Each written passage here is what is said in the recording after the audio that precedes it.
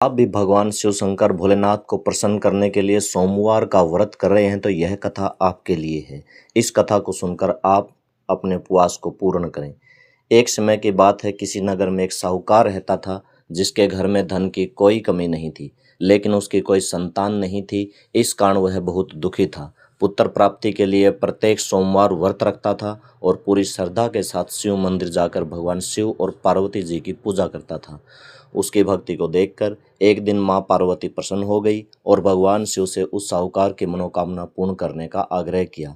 पार्वती जी की इच्छा सुनकर भगवान शिव ने कहा कि हे पार्वती, इस संसार में हर प्राणी उसके कर्मों का फल मिलता है और जिसके भाग्य में जो हो उसे भोगना ही पड़ता है। लेकिन पार्वती जी ने साहूकार की भक्ति का मान रखने के लिए उसकी मनोकामना पूर्ण करने की इच्छा जताई। माता पार्वती के आग्रह पर शिवजी ने साहूकार को पुत्र प्राप्ति का वरदान तो दिया, लेकिन साथ ही यह भी कहा कि उसके बालक की आयु केवल 12 वर्ष होगी। माता पार्वती और भगवान शिव की बातचीत को साहूकार सुन रहा था। उसे ना तो इस बात की खुशी थी और ना ही दुख। वह पहले की बात ही शिवजी की पूजा करता रहा। कुछ समय बाद साहूकार के घर एक पुत्र का जन्म हुआ। जब वह बालक 11 वर्ष का हुआ तो उसे पढ़ने के लिए काशी भेज दिया गया। साहूकार ने लड़के के मामा को बुलाकर उसे बहुत सारा धन दिया और कहा कि तुम इस बालक को काशी विद्या प्राप्ति के लिए ले जाओ।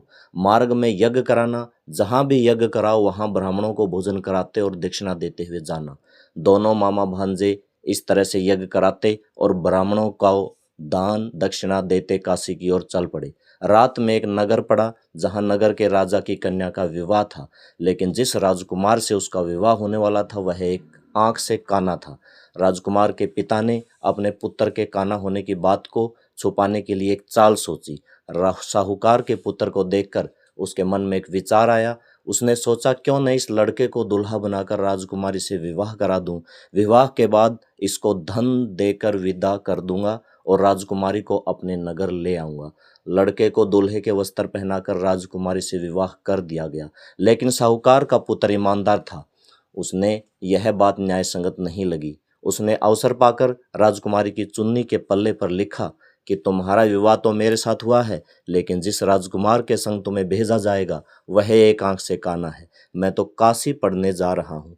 जब राजकुमारी ने चुन्नी पर लिखी बातें पढ़ी तो उसने अपने माता पिता को यह बात बताई। राजा ने अपनी पुत्री को विदा नहीं किया, जिससे बारात वापस चली गई। दूसरी ओर साहूकार का लड़का और उसका मामा काशी पहुंचे और वहां जाकर उन्होंने यज्ञ किया। जिस दिन लड़के की आयु 12 साल की हुई उसी दिन यज्ञ रखा गया। लड़के ने अपने मामा से कहा कि मेरी तबीयत कुछ ठीक नहीं है।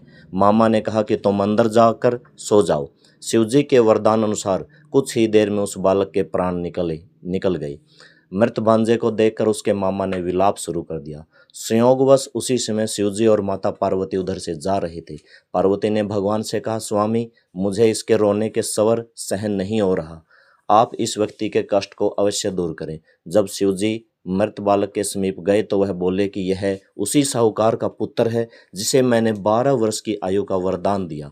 अब इसकी आयु पूरी हो चुकी है। लेकिन मातृभाव से विभोर माता पार्वती ने कहा कि हे महादेव, आप इस बालक को और आयु देने की कृपा करें, अन्यथा इसके वियोग में इसके माता पिता भी तड़प तड़प कर मर जाएंगे। माता पार्वती के आग्रह पर भगवान शिव ने उस लड़के को जीवित होने का वरदान दिया। शिवजी की कृपा से वह लड़का जीवित हो गया। शिक्षा समाप्त करके लड़का मामा के साथ अपने नगर की ओर चल दिया। दोनों चलते हुए उसी नगर में पहुंचे जहां उसका विवाह हुआ था। उस नगर में भी उन्होंने यज्ञ का आयोजन किया। उस लड़के के ससुर ने उसे पहचान लिया और महल में ले जाकर उसकी खातिरदारी की और अपनी पुत्री को विदा किया। इधर साहूकार और उसकी पत्नी भूखे प्यासे रहकर बेटे की प्रतीक्षा कर रहे थे। उन्होंने प्रण कर रखा था कि यदि अपने बेटे की मृत्यु का समाचार मिला तो वह भी प्राण त्याग देंगे, परंतु अपने बेटे के जीवित होने का समाचार पाकर वह बेहद प्रसन्न हुए।